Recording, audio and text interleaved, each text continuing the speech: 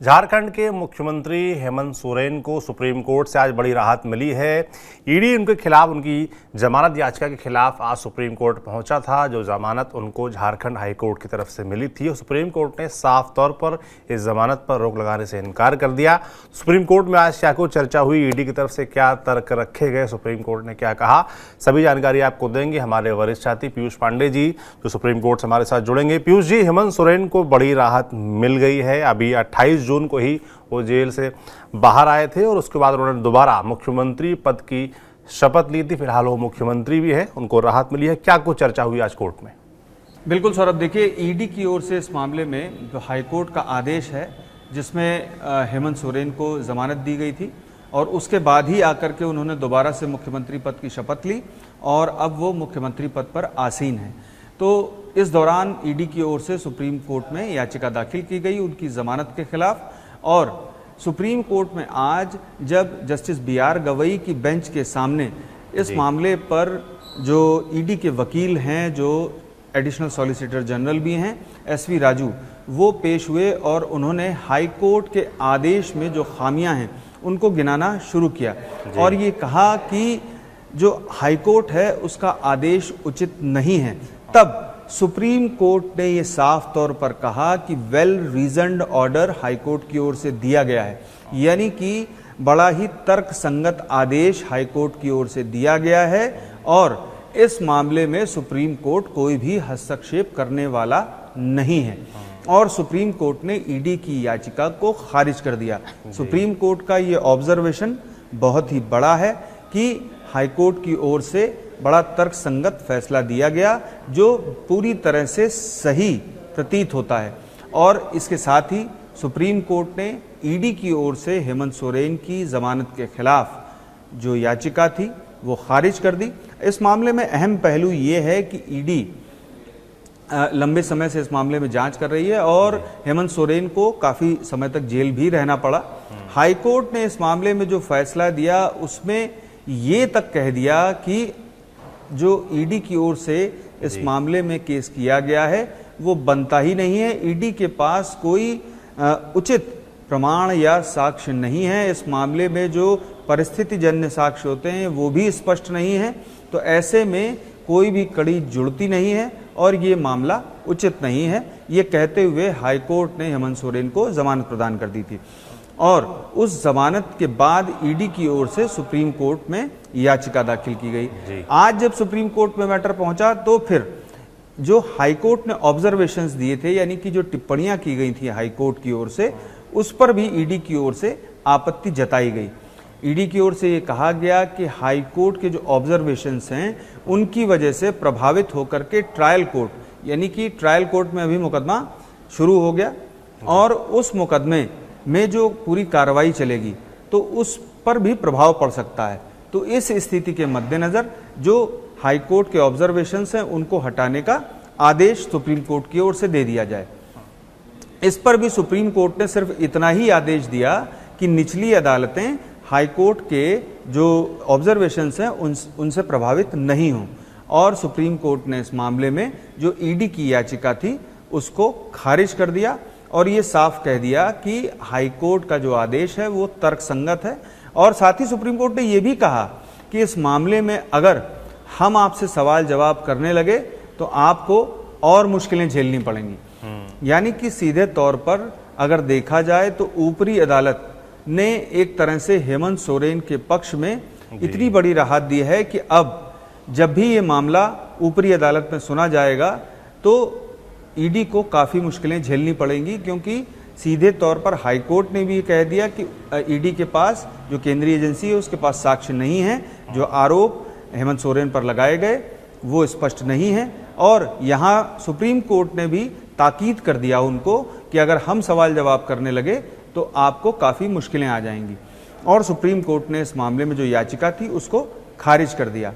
अब ये बहुत बड़ी राहत है हेमंत सोरेन के लिए कि हाई कोर्ट के बाद सुप्रीम कोर्ट से भी अब उन्हें ग्रीन सिग्नल मिल गया है, अब वो जमानत पर रहेंगे। और इस मामले में जो ईडी है उसको बैकफुट पर आना पड़ेगा फिलहाल, क्योंकि ऊपरी अदालत में आने से पहले वो अब 100 बार सोचेगी कि आखिर ऐसा ना हो कि ऊपरी अदालत कहीं ऐसा सवाल कर दे जो ट्रायल भी बिगड़ जाए और जो मौजूदा स्थिति है वो उससे भी पीछे आ जाए। तो इन सारी परिस्थितियों को ध्यान में रखते हुए अब ईडी आगे एक्ट करेगी। देखने वाली बात यह है कि ट्रायल कोर्ट में अब मुकदमा जब शुरू होगा तो ट्रायल कोर्ट किस तरह से एक्ट करती है और जो गवाह हैं उनके बयानों के आधार पर कितना जो आरोप लगाए गए हैं हेमंत सोरेन पर उनको कितना मानती है, ये सारी चीज़ें देखने वाली होंगी। लेकिन फिलहाल सुप्रीम कोर्ट ने हेमंत सोरेन को बड़ी राहत प्रदान की है और अब उन्हें बड़ी अदालत से, देश की सर्वोच्च अदालत से भी ग्रीन सिग्नल मिल गया है और वो फिलहाल जेल से बाहर ही रहेंगे जब तक कि ट्रायल कोर्ट अपना फैसला ना ले ले, और अगर फैसला उनके खिलाफ आता है तभी उन्हें जेल जाने की नौबत आएगी।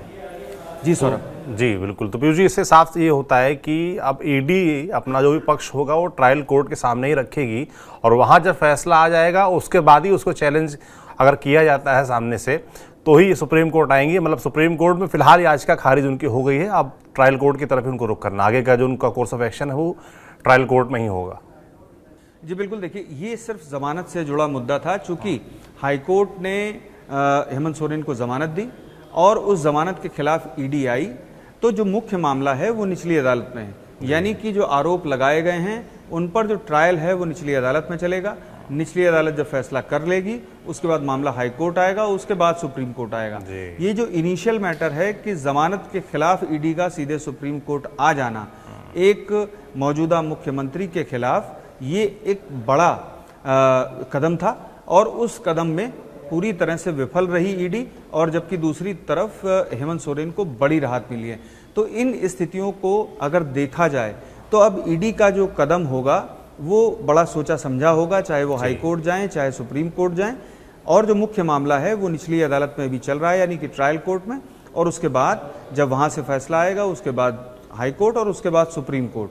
तो अभी ईडी के लिए लंबी लड़ाई है और लंबी लड़ाई अब उनके लिए ट्रायल कोर्ट में है, क्योंकि जहां मुख्य मामला है वहां उन्हें अपने सभी गवाहों को और जो साक्ष्य हैं उनको स्पष्ट करना होगा, सभी कड़ियां जोड़नी होंगी, क्योंकि इस मामले में prevention of money laundering act का चार्ज हेमंत सोरेन पर लगाया गया था।